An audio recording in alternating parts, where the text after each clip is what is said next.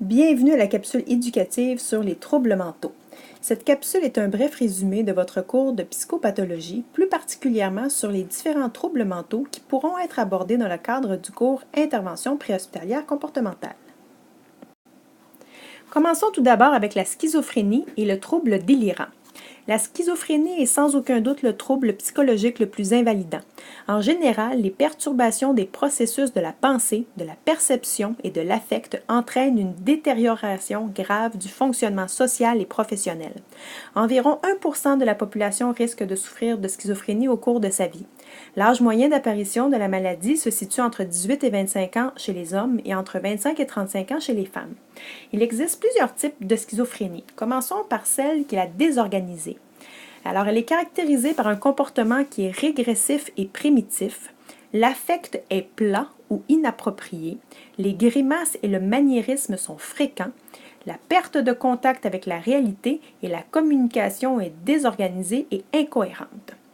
Vous avez également la schizophrénie catatonique, qui est une anomalie du comportement moteur, caractérisée par de la stupeur ou une surexcitation. La stupeur catatonique se constate par l'absence de mouvement spontané. On voit souvent l'apparition de la flexibilité cireuse, qui est l'adoption de positions bizarres, maintenues durant de longues périodes. La surexcitation se manifeste par une agitation psychomotrice extrême, devenue plutôt rare avec l'administration des antipsychotiques.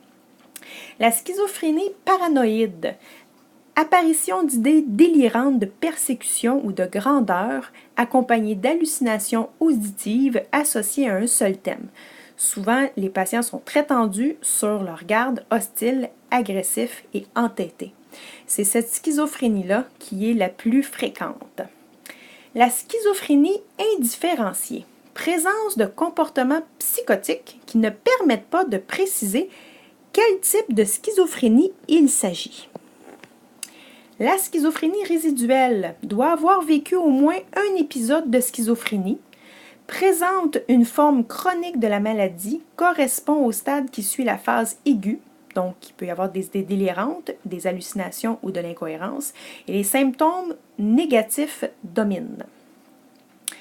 La schizoaffectif, comportement schizophrénique associé à des troubles de l'humeur, notamment la manie ou la dépression. Dans la schizophrénie, nous retrouvons des symptômes positifs et négatifs. Ceux que l'on nomme positifs reflètent généralement l'excès ou la distorsion touchant les fonctions normales, tandis que ceux que l'on nomme négatifs correspondent à une diminution ou à une perte des fonctions normales. Alors, commençons avec les symptômes positifs. Alors, on va retrouver des hallucinations, fréquemment accompagnées d'idées délirantes, de pensées et de discours désorganisés. Alors, voici quelques exemples de pensées et discours désorganisés.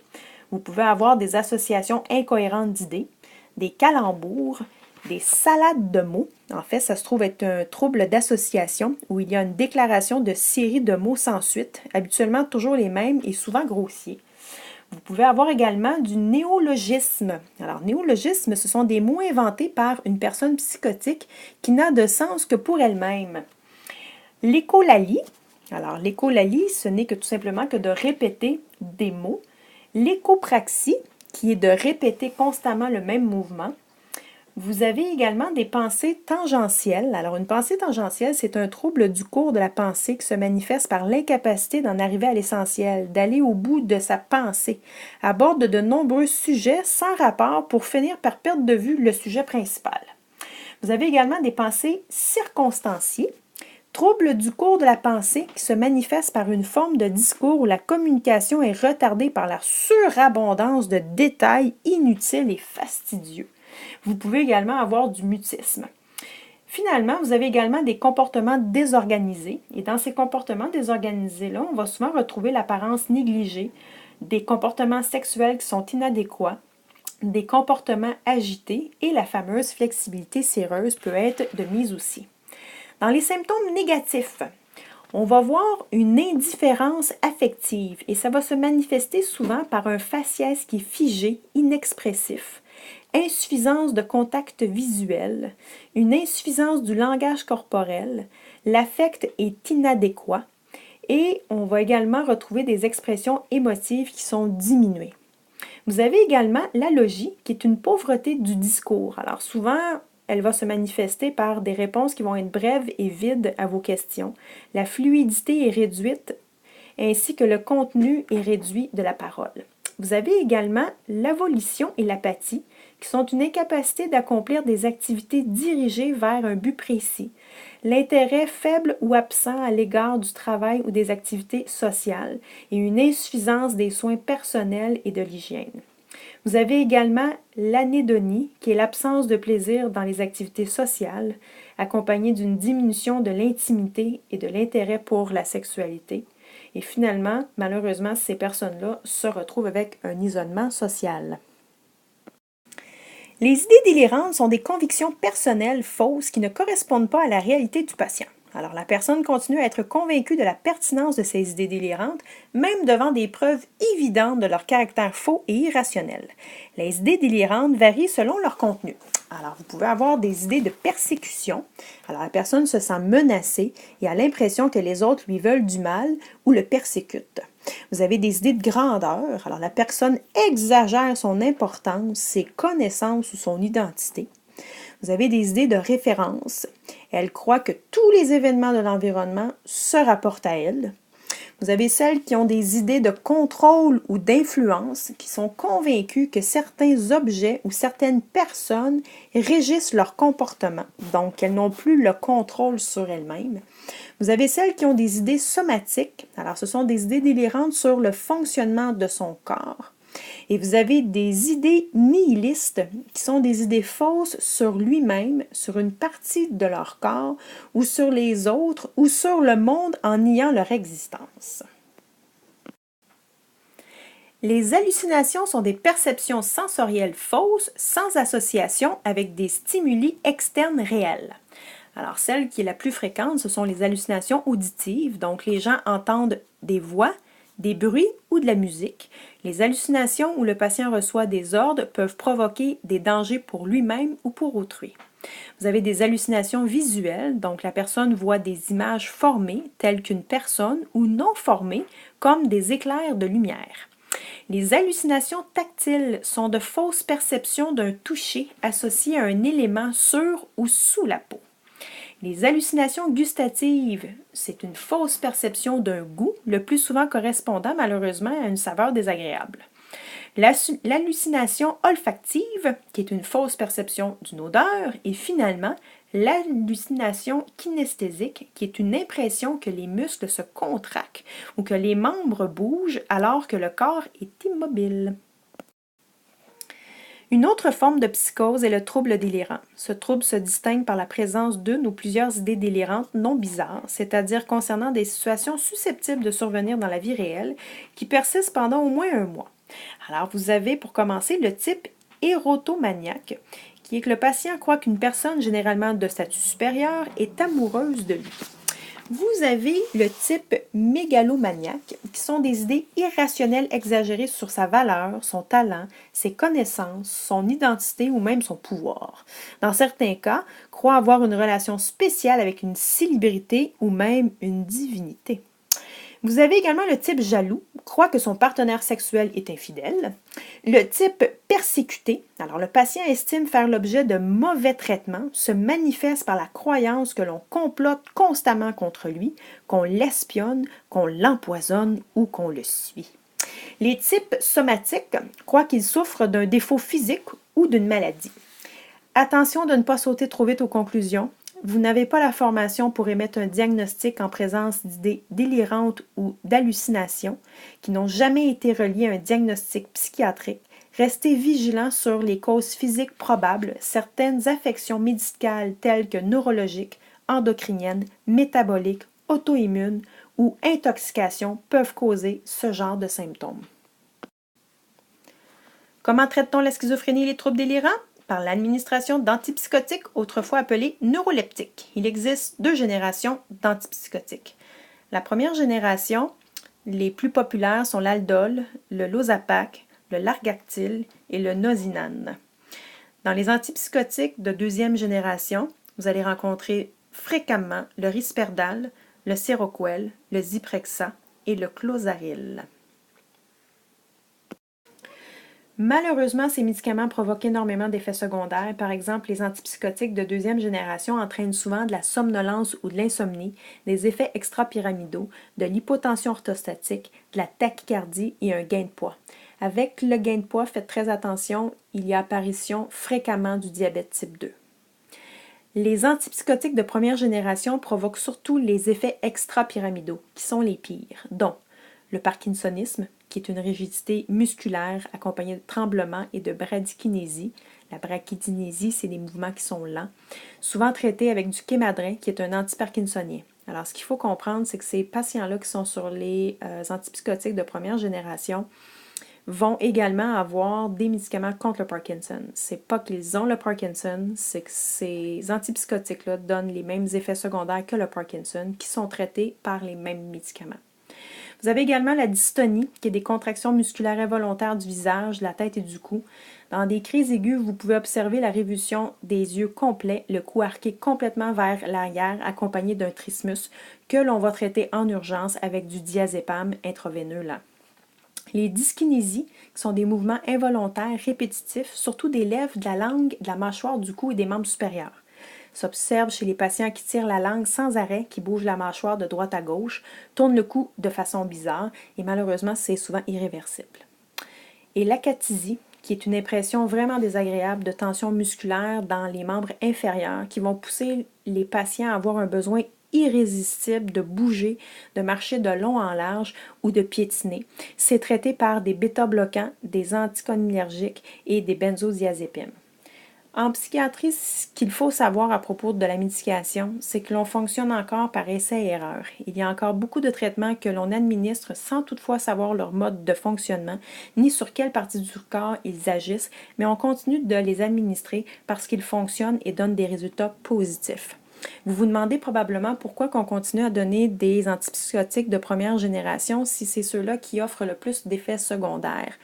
C'est tout simplement parce que certains patients qui malheureusement ne répondent pas bien aux antipsychotiques de deuxième génération. Donc, on doit revenir à ces premiers antipsychotiques de première génération. Comment intervient-on avec les patients délirants? Premièrement, démontrez toujours une attitude ouverte, calme et respectueuse. Souvenez-vous que les hallucinations et les idées délirantes sont très anxiogènes pour vos patients. Alors, éliminez tous les stimuli inutiles de l'environnement tels que des lumières trop fortes ou un trop grand nombre d'intervenants dans la même pièce. Deuxièmement, n'encouragez pas son délire. Ne pas encourager son délire ne signifie pas que vous ne puissiez pas questionner sur ses hallucinations et ses idées délirantes. Cela signifie que vous ne devez pas demander au patient d'interagir avec elles. Par exemple, un patient vous dit « Je vois des araignées partout ». Ne lui fournissez pas une tapette à mouche. Un patient qui a des voix, ne lui demandez pas de converser avec elle. Troisièmement, chez les patients qui ont des hallucinations visuelles, par exemple, vous pouvez leur répondre « Lorsque vous me dites que vous voyez des lutins, je vous crois, mais moi, je ne les vois pas ». Chez les patients qui ont des idées délirantes de type persécutrice, évitez toute argumentation, faites appel simplement aux doutes raisonnables. Lorsque vous me dites que le FBI veut vous éliminer, je trouve ça difficile à croire. Évitez également de rire ou de murmurer avec les autres intervenants. Cela ne fera qu'accentuer son anxiété et vous perdrez votre lien de confiance, bien souvent durement gagné. Nous voici arrivés à la dépression, qui se retrouve dans la catégorie des troubles de l'humeur qui touchent 10% de la population canadienne. Selon Townsend, l'importance des troubles dépressifs a poussé certains chercheurs à envisager la dépression comme le rhume des foins des troubles psychiatriques et la présente génération comme l'âge de la mélancolie. Selon certaines hypothèses, le trouble dépressif pourrait être lié à une déficience des neurotransmetteurs comme la noradrénaline, la sérotonine et la dopamine. La sérotonine exerce une place importante dans la régularisation du sommeil, de la température, la sensibilité à la douleur, l'appétit, l'activité locomotrice, les sécrétions neuroendocriniennes et l'humeur. Il existe plusieurs types de dépression, mais voici la plus fréquemment rencontrée, la dépression majeure de type mélancolique ou d'involution. Selon le DSM-4, pour qu'un diagnostic de dépression majeure soit émis, il doit y avoir au moins 5 des symptômes suivants présents pendant une période de 2 semaines et qu'au moins un des symptômes soit les 2 suivants. Alors, une humeur dépressive présente pratiquement toute la journée ou une diminution marquée de l'intérêt ou du plaisir pour toutes ou presque toutes les activités de la journée. Vous devez rajouter à ça 3 autres symptômes parmi les suivants, tels que perte ou gain de poids en l'absence d'un régime, donc souvent accompagné par une diminution ou une augmentation de l'appétit, de l'insomnie ou de l'hypersomnie, de l'agitation ou un ralentissement psychomoteur, de la fatigue ou une perte d'énergie, un sentiment de dévalorisation, de culpabilité excessive ou inappropriée, une diminution de l'aptitude à penser ou à se concentrer ou à être indécis, des pensées de mort récurrentes. Donc, tous ces symptômes ne doivent pas avoir eu un épisode de manie ou d'hypomanie avant. Les symptômes induisent une souffrance clinique invalidante sur le plan social, professionnel ou dans d'autres domaines. Les symptômes ne peuvent être attribuables à une substance et les symptômes ne peuvent être expliqués que par un deuil. Chez les personnes âgées, la dépression est plus difficile à diagnostiquer parce qu'elle se présente sous forme différente. Les personnes âgées ont une faible conscience d'être déprimées. Ils vont rarement exprimer des idées suicidaires. Les plaintes sont davantage somatiques. L'anxiété est souvent associée à l'état dépressif. On va souvent voir apparaître des pertes de poids, de l'insomnie, une diminution de l'attention, de la concentration, un raisonnement logique et de la mémoire. On va retrouver également un retrait social. L'hygiène corporelle va être négligée. On va voir aussi une malpropreté au niveau du logement. Souvent, l'incontinence occasionnelle apparaît. On va voir aussi également une dépendance excessive aux proches, un refus de se laver, de manger, de parler ou de s'habiller. Et souvent, l'entourage va décrire ces signes et symptômes-là et la personne par la phrase typique « Mais semble que dernièrement, il a pris tout un coup de vieux ». Comment traite-t-on la dépression? Par l'administration d'antidépresseurs et de thymorégulateurs. Alors, voici les plus fréquemment prescrits. On a le lithium. Dans la catégorie des anticonvulsivants, on a le Tegretol, le Neurontin, le Topamax et l'Epival. Et dans les benzodiazépines, on a le Rivotril. Pour ce qui est des antidépresseurs, vous en avez toute une liste qui n'est pas exhaustive. Il arrive fréquemment qu'un patient ait plusieurs de ces médicaments de prescrits en même temps. Les psychiatres font différents mélanges entre les classes de médicaments pour potentialiser leur effet. Les antidépresseurs prennent entre 4 à 6 semaines avant que le patient ne voit l'apparition des effets thérapeutiques. Alors, il est important de recommander à vos patients, lorsqu'ils vous appellent et qu'ils vous disent que ça ne fonctionne pas, de continuer à les prendre. Ça prend quand même un certain temps. Par la suite, le traitement de stabilisation durera entre 4 à 6 mois, mais pour certaines personnes, un traitement d'entretien est nécessaire. Chez les patients souvent de dépression majeure, il se peut qu'ils n'aient pas assez d'énergie suffisante pour mener à terme leur projet suicidaire. Par contre, on observe que 90 jours après le début de la prise d'antidépresseurs, plusieurs d'entre eux passent à l'acte. Attention, les antidépresseurs augmentent les risques de saignement chez les patients qui prennent du Coumadin, ainsi que les risques d'hypoglycémie chez ceux qui consomment des hypoglycémiants. Pour les patients qui sont réfractaires au traitement avec les antidépresseurs et qui nécessitent bien souvent une hospitalisation, la sismothérapie, mieux connue sous le nom d'électrochoc, est tout indiquée. Une série de 11 séances est prescrite. En général, après la 3e ou la 4e séance, on obtient une amélioration. Et comme traitement d'entretien, les patients retournent au centre hospitalier une fois par mois. Le trouble bipolaire ou maniaco-dépressif se caractérise par des fluctuations de l'humeur qui passent de la dépression à l'euphorie extrême, qu'on appelle la manie, entrecoupées de périodes de normalité. Dans la phase maniaque, l'hospitalisation peut se révéler nécessaire pour éviter que la personne ne se blesse ou ne blesse quelqu'un d'autre. Selon le DSM-4, pour qu'un diagnostic de trouble bipolaire soit émis, il faut que les critères suivants soient présents. 1.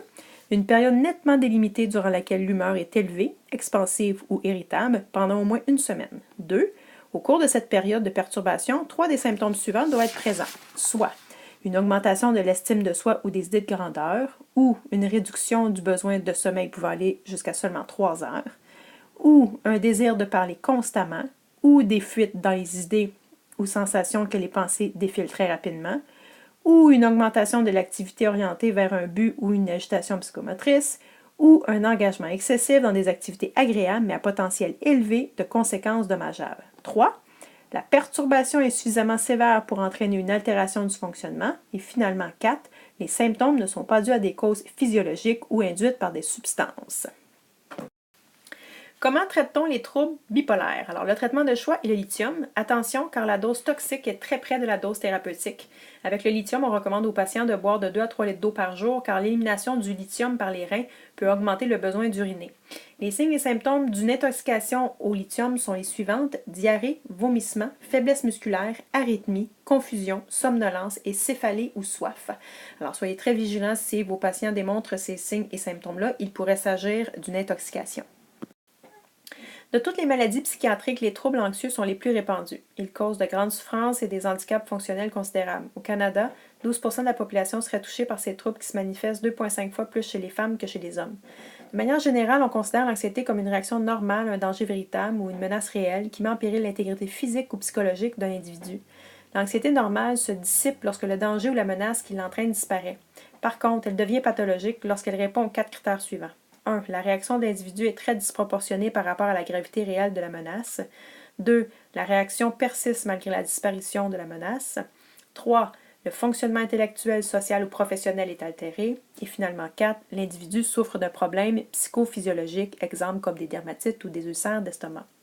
Le trouble de panique se définit par des attaques de panique récurrentes et inattendues, se manifestant par un sentiment aigu de crainte, de peur ou de terreur, souvent associé à une sensation de catastrophe imminente et s'accompagnant d'un malaise physique intense. Les symptômes apparaissent de façon inopinée, ce qui signifie qu'ils ne surviennent pas immédiatement avant ou pendant une situation habituellement anxiogène, qu'ils ne sont pas déclenchés par une situation où la personne est le point de mire ou le centre de l'attention et qu'ils ne s'expliquent pas par des facteurs organiques. L'attaque de panique se caractérise par l'apparition d'au moins 4 des signes et symptômes suivants qui atteignent leur point culminant en moins de 10 minutes.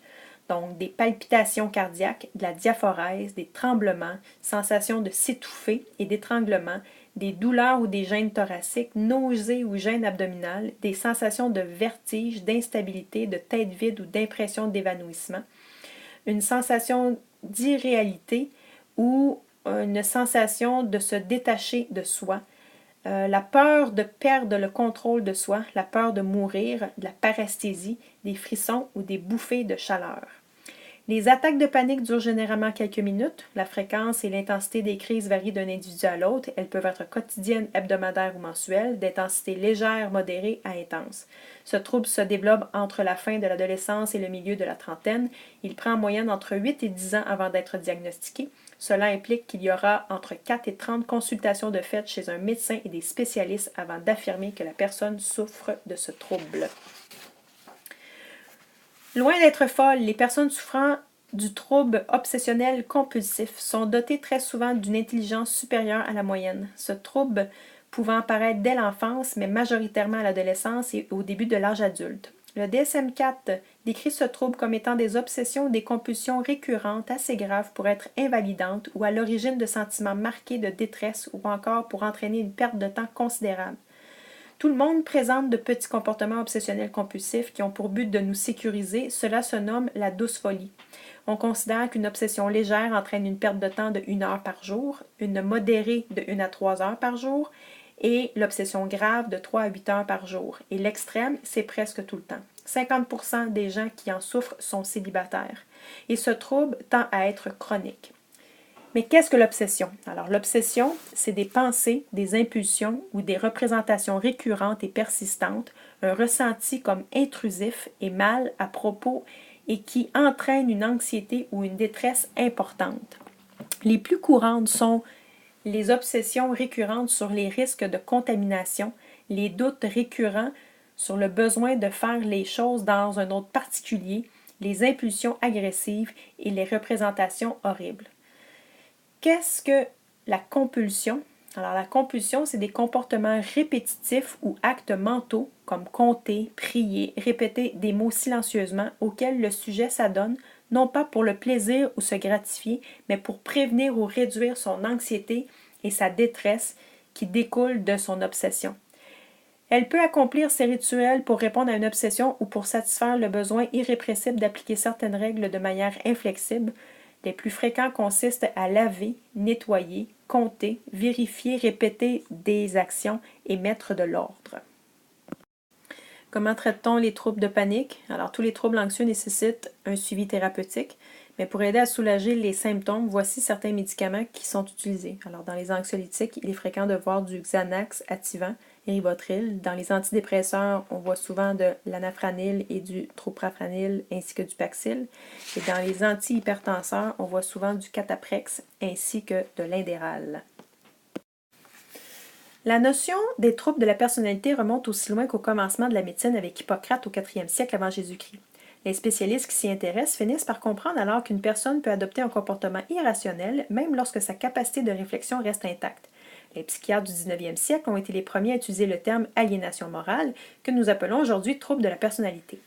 Alors, dans les troubles de la personnalité, il y a 3 grandes catégories, dont la première qui est le comportement bizarre, qui englobe le trouble paranoïaque, le trouble schizoïde et le trouble schizotypique.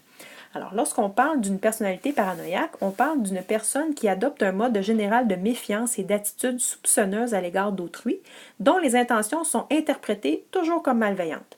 Ce trouble est plus fréquent chez les hommes qui consultent rarement un psychologue car ils arrivent à se maîtriser suffisamment de sorte que leur comportement ne semble pas trop déplacé. La personne paranoïaque reste toujours sur ses gardes, maintient un état d'hypervigilance et se prépare à toute menace réelle ou imaginaire. Elle paraît tendue et irritable, se forge une carapace qui le rend insensible aux sentiments des autres. Elle fuit les interactions avec les autres pour éviter de perdre le pouvoir et a toujours l'impression que les gens qui l'entourent veulent profiter d'elle. Le paranoïaque est hypersensible et a tendance à mal interpréter les signes de son environnement en les déformant de la réalité pour évoquer la tricherie et la déception. Il ne fait pas confiance à personne et met constamment à l'épreuve l'honnêteté des autres. Son attitude intimidante provoque la colère et l'exaspération chez ceux qui le côtoient. Il est envieux et hostile à l'égard de ceux qui ont réussi. Il estime que s'il n'a pas bien réussi lui-même, c'est qu'il a été traité injustement. Il est habité par des désirs de revanche et de représailles qui peuvent devenir tellement intenses qu'ils peuvent provoquer une perte de maîtrise entraînant l'agression et la violence. Ces éclats sont généralement brefs, la personne reprend rapidement le contrôle, justifie son comportement et reconstruit ses défenses. La personnalité schizotyde. Diagnostic plus fréquent posé chez les hommes qui concerne entre 3% et 7,5% de la population. Se définit principalement par l'incapacité profonde à établir des relations interpersonnelles ou à réagir au contact des autres avec une cohérence émotionnelle adéquate. Ils vivront dans un retrait social généralisé durant toute leur existence, ce qui fait qu'en présence des autres, ils sont anxieux, timides ou mal à l'aise, ce qui leur donne un air froid, distant et indifférent face aux autres. Leurs comportements et leurs conversations sont dénudés de spontanéité presque totale. Par leurs traits de caractère, ils sont en mesure d'investir beaucoup d'énergie dans les travaux plus intellectuels. À cause de leur souci du détail excessif, ils préfèrent un travail solitaire. Ils semblent incapables de ressentir du plaisir et leur affect est neutre et retenu.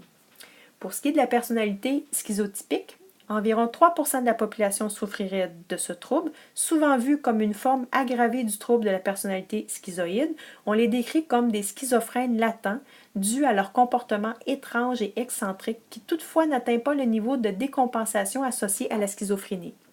Les personnes présentant ce trouble sont distantes, s'isolent et manifestent un comportement apathique et neutre. La pensée magique, les idées de référence et les illusions font partie de leur quotidien. Par exemple, beaucoup croient à la clairvoyance, à la télépathie ou au sixième sens. Leur mode d'élocution est étrange, leurs pensées sont orientées souvent de façon illogique et tangentielle. Leurs propos sont souvent vagues et sans aucun lien avec la conversation. Sous l'effet de la pression ou du stress, sur une courte période, ils peuvent décompenser et adopter des comportements psychotiques. Ils peuvent se parler ou se faire des gestes qui s'adressent à eux-mêmes, leur affect est plat ou inapproprié. La deuxième catégorie des troubles de personnalité sont les comportements dramatiques, qui incluent les troubles antisociaux, le trouble de personnalité limite, le trouble histrionique et le trouble narcissique. Alors, pour la personnalité antisociale, la prévalence de ce trouble est de 3% chez les hommes contre 1% chez les femmes. Ce sont des personnes que l'on retrouve fréquemment dans le monde criminel dû à leur comportement irresponsable sur le plan social, axé sur l'exploitation d'autrui et adopté sans honte aucune. Ces gens ne respectent pas la loi, sont incapables de conserver un emploi, exploitent et manipulent les autres pour leurs bénéfices personnels et n'entretiennent aucune relation stable. La personnalité limite ou borderline. Certains troubles vécus par les patients ne correspondent pas en tout point à la névrose ou à la psychose, de là est né le terme borderline. Le trouble de personnalité le plus rencontré, il affecte entre 2 et 4 % de l'ensemble de la population et est majoritairement présent chez les femmes. Parmi tous les troubles de personnalité, c'est celui-ci qui nécessite parfois une hospitalisation en milieu psychiatrique. Ce sont des gens qui ont des difficultés avec les limites de leur propre personnalité. Ils vivent une instabilité très envahissante au niveau de leurs relations interpersonnelles, de leur image de soi et de leur affectivité qui est marquée par une grande impulsivité. Leurs relations avec autrui sont chaotiques, intenses, fusionnelles, fluctuantes et extrêmes. Ils ont un affect majoritairement dépressif, mais qui peut devenir labile en cédant place à l'agitation anxieuse ou à des excès de colère inattendus. Ils ont une peur chronique de la solitude et de l'abandon.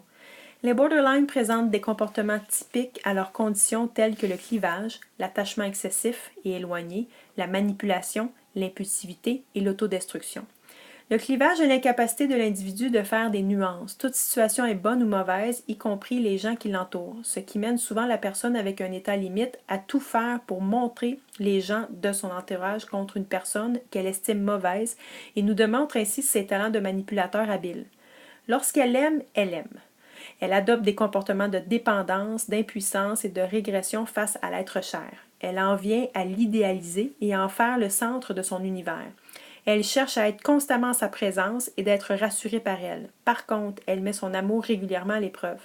Lorsque la personne fait face à la séparation, à l'établissement de limites ou la confrontation, elle peut adopter des comportements d'éloignement, c'est-à-dire qu'elle démontrera de l'hostilité et de la colère face aux autres en les dévaluant. Les comportements d'autodestructeurs sont utilisés pour manipuler l'entourage lorsque la personne vit de l'abandon. Elles peuvent se manifester par des tentatives de suicide faites dans un contexte où la personne est pratiquement sûre de recevoir de l'aide ou par des comportements d'automutilation. Tout ceci est fait dans le but de provoquer la réaction de secours chez les êtres proches dans le but d'avoir de l'attention. Toujours lorsque la personne ressent le sentiment d'abandon, l'impulsivité sera vécue à travers des fugues, la toxicomanie, le jeu, les relations sexuelles libres, les batailles, la suralimentation ou la purge. Comment intervient-on avec une personne borderline? Vous allez vous rendre compte assez rapidement que de par leur comportement impulsif, manipulateur et de clivage, ce sont des personnes qui viennent vous chercher et mettent à rude épreuve votre patience et votre bonne humeur. Vous devez dès le départ dicter vos limites de façon claire et les rappeler au cours de l'intervention si besoin est, de manière ferme mais chaleureuse. Essayez de désamorcer les tentatives de clivage et de manipulation qui pourraient survenir durant l'intervention. Exemple, toi t'es correct, mais ton partner, c'est un écœurant. Ne poussez pas trop loin l'expression de leurs émotions et sentiments. Ce sont des personnes qui vivent continuellement dans cette zone et c'est ce qui cause bien souvent tous ces problèmes. Favorisez une approche plus rationnelle et n'hésitez pas à les recadrer dans la situation actuelle sans toutefois faire une prise en charge. Cela favorise leur comportement de régression. Remettez-leur en tout temps la responsabilité de leurs faits et gestes. Exemple, dès que vous aurez fait ceci, vous pourrez faire cela. La personnalité histrionique touche environ 2,2 % de la population qui présente une attitude de dramatisation, de recherche d'attention, de sociabilité exagérée, de séduction, de manipulation et d'exhibitionnisme. Se montre souvent superficielle, frivole, instable, vaniteuse et exigeante. Cette personne déploie des efforts constants pour combler son besoin dévorant d'approbation, son désir désespéré de jouer la vedette, d'inspirer l'affection de tous à tout prix, et si elle n'y parvient pas, elle se sent découragée et anxieuse. Elle est très facilement distraite et a du mal à se soucier des détails. Elle peut facilement donner l'image d'une personne insouciante et sophistiquée d'une part et naïve et inhibée d'autre part.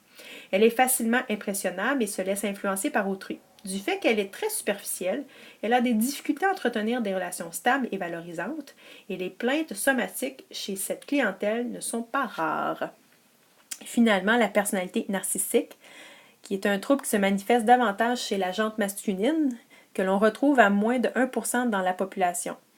Ce n'est pas compliqué, elles ont une vision exagérée de leurs valeurs, elles ont la ferme conviction d'être supérieures aux autres et d'avoir droit à des privilèges spéciaux. Elles sont très centrées sur elles-mêmes et n'hésitent pas à exploiter les autres pour réaliser leurs désirs. Elles ont un manque d'empathie considérable et sont hypersensibles aux évaluations données par autrui. Elles sont perçues généralement comme des personnes optimistes, détendues, souriantes et insouciantes. Elles ont une humeur labile qui, drôlement, serait due à leur fragilité par rapport à leur estime de soi.